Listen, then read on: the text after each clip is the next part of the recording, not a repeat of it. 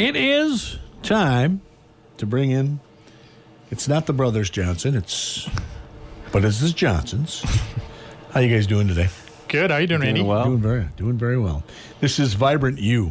Yeah. This is what we do here, and these two guys come in here and they tell you all about streaming and what happens when you get hooked up to Vibrant You. You got it. Yep. Yeah. So, welcome to Vibrant You Live. I'm Nathan Johnson. And I'm Bo Johnson. Yeah, and we're here to talk to you about Vibrant Broadband, kind of all things internet and more. So. Yeah. And last week we talked a little bit about differences between different internet service providers' connections, and we touch a lot on Wi-Fi connection and the importance of having a strong signal to to get you connected throughout the home. Yeah, this week we'll kind of talk more specifics about the devices that you connect in your home. Specifically, we'll talk about streaming devices. It's kind of a buzzword now: stream this, stream that, streaming devices. So typically, these are going to be devices that allow you to stream content from the internet source to your television. Yeah, and a lot of people have questions on what is streaming. It's a term that you hear quite often, and in the past people are used to having their connection for TV through a cable, through a satellite, and essentially what streaming is, it's being able to stream your content over the internet rather than having a hardline cable or getting your signal via satellite. Yeah, kind of. The buzzwords nowadays, too, is allows you to kind of cut the cord or ditch the dish. So, like Bo mentioned, prior to having reliable internet fast enough to stream video, is you pretty much were at the mercy of the cable provider that was in your area and what programming they had, or the satellite signal you could get and what programming they had. Well, with streaming, you pretty much have unlimited options. I mean, and you can find any kind of movie or show you're looking for. There's usually a place to find it, so...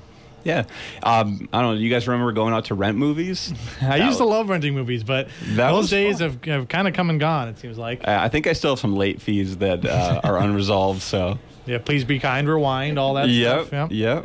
So, I mean, a lot of people... think that they aren't familiar with streaming, or I don't know how to stream, I don't want to stream, it's too complicated. It's not really as complicated as a lot of people think, and a lot of people probably are already streaming of some kind. If you've watched, a video on YouTube, or if you've been on Facebook or other social medias and you've watched a video or a Netflix movie or show, that's all streaming. That's just, you're getting video from the internet, essentially. Yeah, and you can do that through some streaming devices. That's kind of one of the things we're going to touch on today. Many of you have heard of Roku's, Amazon Fire Sticks, and those are devices that connect your television to the internet and allow you to stream whatever service that you choose. Yeah, and essentially those kind of devices, they'll need two things. They'll need a good internet connection from your internet provider, which we talked about the last couple of weeks, and then you'll need a good, strong connection to your Wi-Fi wireless router in your home. So that's what we kind of highlighted last week, is the importance of a strong connection in your home. And then to stream, a video, most videos that people are trying to watch are in what's called HD, which is high definition. That's majority of the content is going to be in HD. And to stream an HD video, typically you need about 10 megabits per second is the bandwidth speed, the technical number, give or take, is kind of what you're going for. If you don't have that fast of a connection, you may experience the pausing of the video or that spinning circle. It's called buffering, and we call it suffering from buffering. So if you're suffering from buffering, it could be that you don't have a strong enough connection, or you don't have enough bandwidth to watch what you're trying to watch. Yeah, and when we do our streaming class, we like to break down streaming into 3 different categories. Is just to kind of simplify it. So you have your free streaming services. Those are all the apps that are ad based. So you don't have to pay for them. You're gonna basically have to sit through the ads, kind of like a commercial break. And so that's how they offer those services for free. There's a ton of free content. So much. Once you get he mentioned examples, a Roku device. There's so many free programs with movies and shows. You'd be shocked at how much stuff you can get without having to pay a dime for it. Yeah, and then there's also on-demand original content, and that's Netflix, Amazon Prime, HBO Max, and what those are is your TV shows, your movies that are on demand. So when you have that service, you can stream all those whenever you want to without sitting through any advertisements. And a lot of those companies now are releasing their own movies, their own TV show. So if you find a movie that you see advertised, it's going to say, when is it coming into theaters? At the end, you'll see it's only on Netflix. So a lot of those are skipping theaters, going right to Netflix. TV shows are the same way. You maybe can only watch this specific television show if you subscribe to Hulu. And then the other, the other form of streaming is live TV replacement. So that's something like YouTube TV, Direct TV Stream. Now, what that's going to be is a replacement for your typical cable and satellite service, and that's going to have an abundance of options. That's a replacement. Yeah, that'll have your local channels. The what we're used to: CBS, NBC, Fox, all the locals, and then a lot of the most popular cable channels: your ESPNs, your TNTs, your Hallmarks, your Histories, all that stuff. So that's going to be the replacement. If you're used to watching live TV, if you have cable or dish, and you're looking for maybe something a little more affordable or something with a little more freedom, then those options are going to be a replacement for that. Yeah, what's kind of cool is a lot of these companies will even categorize it. So they'll say, if you're a huge sports fan, this is the package that you want to get. Depending on what you watch, they kind of categorize those. So you can do a lot of research and figure out what fits what you watch, and that might be different from what your family members watch. So it's very customizable. Yeah, so we talked about the streaming services. There's a lot of different companies. There's honestly probably hundreds of different streaming services with all kinds of different content. Now, to get that on your TV, which is what most people are trying to do if they're watching a movie or a show, you're going to probably want a streaming device. We talked a little bit. So streaming device, some of the most popular ones that we talk about are Roku is a very, very popular brand. A lot of people own those already or have heard of them. Amazon Fire Sticks, another one. Amazon has put a lot of money into their streaming device, which is also very popular. And then Google and Apple both are in the game as well. So Google has their Chromecast, Apple has their Apple TVs. Those are slightly higher end devices, with some higher end quality features and some other added benefits. But Roku and Amazon are probably the two most popular that we hear about. Yeah, and they even have something like that I use at home is called a Roku soundbar.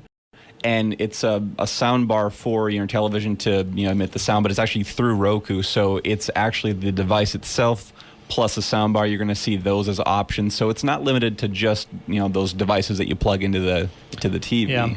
And so these types of devices, the Fire Sticks, the Rokus, the Googles, the Apple, those typically come with their own remote. It's a pretty simple, small remote with just a handful of buttons. Mm-hmm. They try to simplify it and break it down to just, a handful of buttons so you don't get too confused. There is another company, Bo mentioned a little earlier, DirecTV Stream. DirecTV was in the satellite game for a long, long time, but they also have their own TV service, and they have their own streaming box you can get. What we like about that one is it's going to be the most familiar setup and remote for those that already use cable or dish, because it has all the channel numbers, channel buttons. It's got your rewind, your fast forward, your record button, your TV guide button. It is kind of made for people that are comfortable with what they've been using in the past. Maybe they're intimidated by streaming.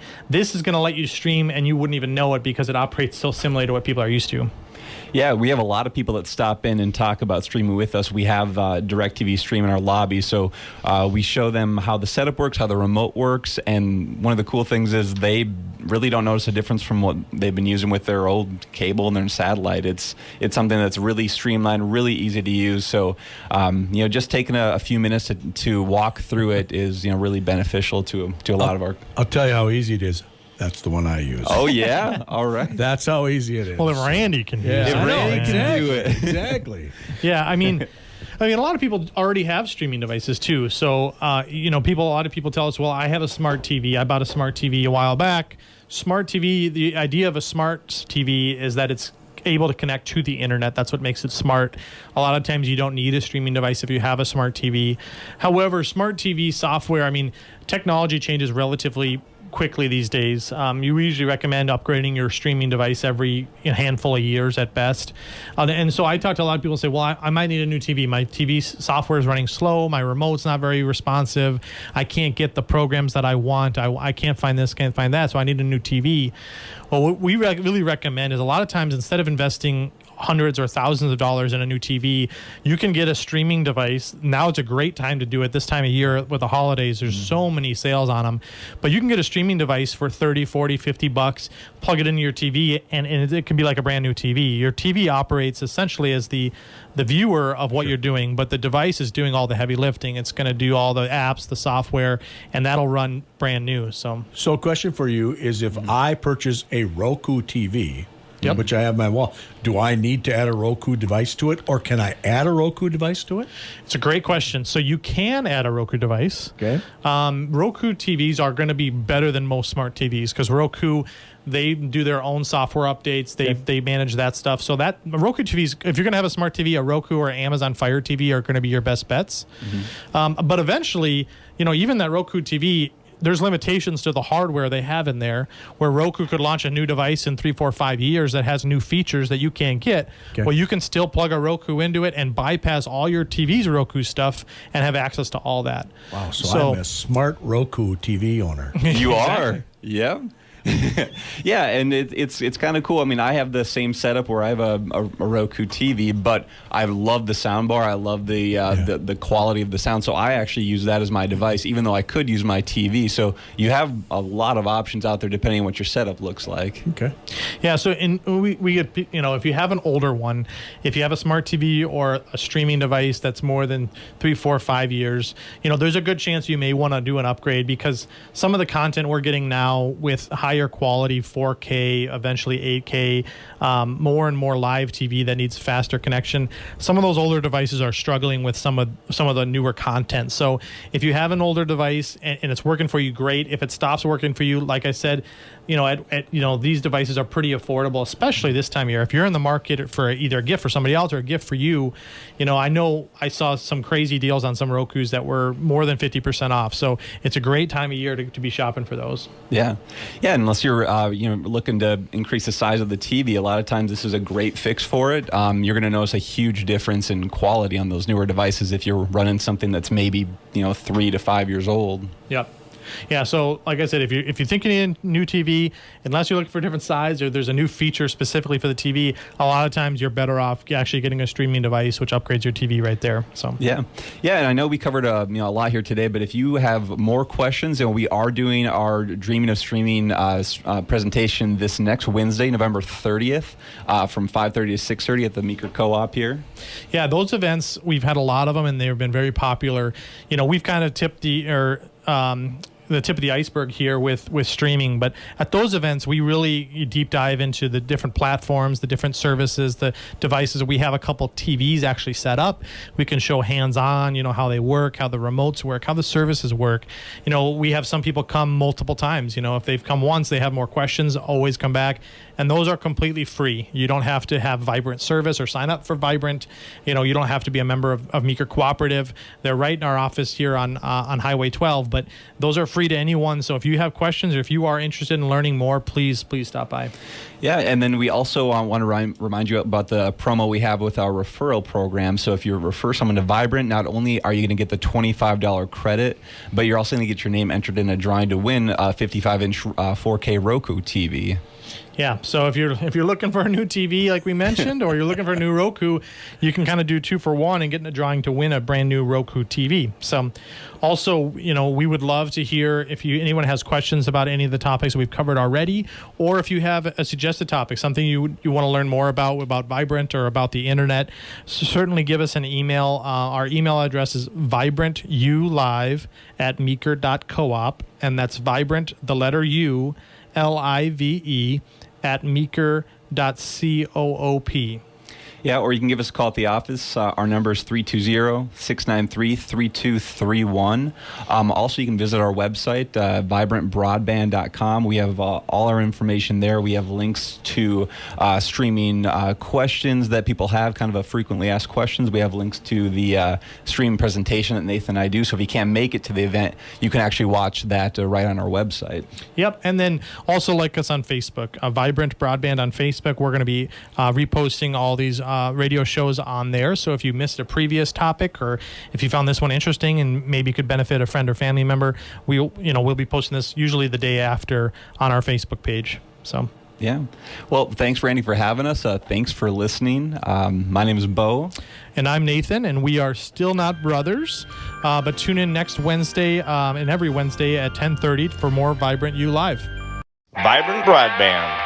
It's snorting fast.